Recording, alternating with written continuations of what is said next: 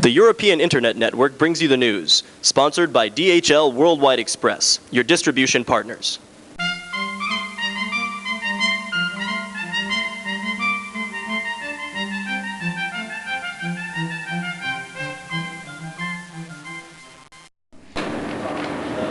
Hello and welcome to Inside China Today. I'm Deirdre Brennan, and here are some of the stories we're following for Wednesday, May 20th. The U.S. House Speaker calls on President Clinton to postpone his China visit. A poll finds Hong Kongers are confused about the election process.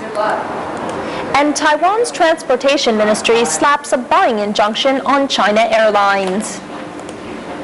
U.S. House Speaker Newt Gingrich is seeking a special investigation into whether Democratic Party donations influenced President Bill Clinton's decision to allow exports of satellite and military technology to China.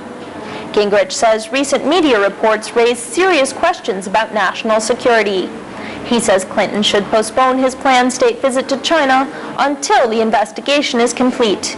U.S. Republicans have also called for an investigation into whether or not illegal contributions to Clinton's 1996 presidential election campaign came from the Chinese army. With only 4 days to go before Hong Kongers go to the polls to elect a new legislature, a survey has found the public does not understand the new voting system. The poll, conducted by the University of Hong Kong Social Science Research Center, asked voters if a candidate being ranked further down the ballot card would affect their voting intentions.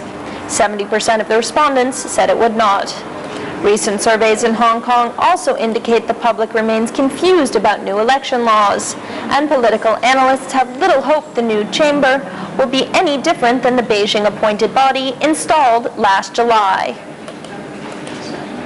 For more on Hong Kong's first legislative elections under Chinese rule, please see Inside China Today's special report. India has called its Chinese ambassador home for what it says is a routine consultation.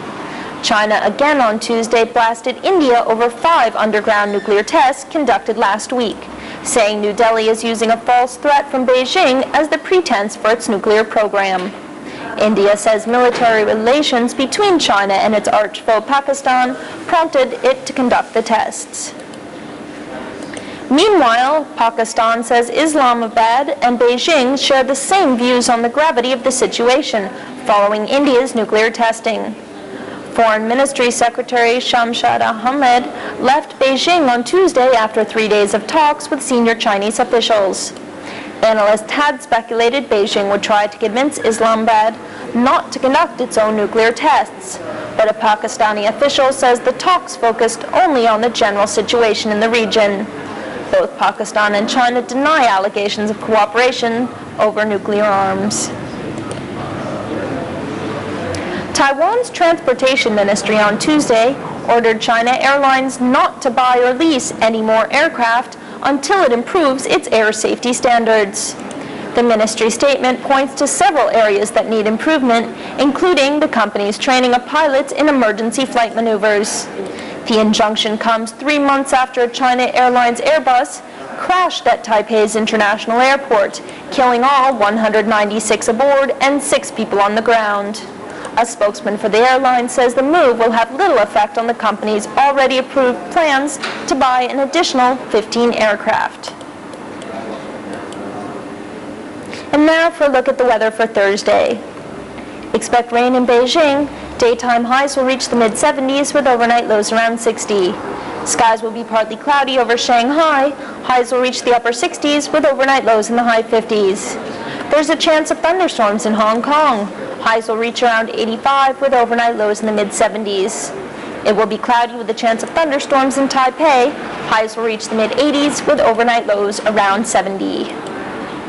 And that's Inside China Today. For the European Internet Network, this is Deirdre Brennan.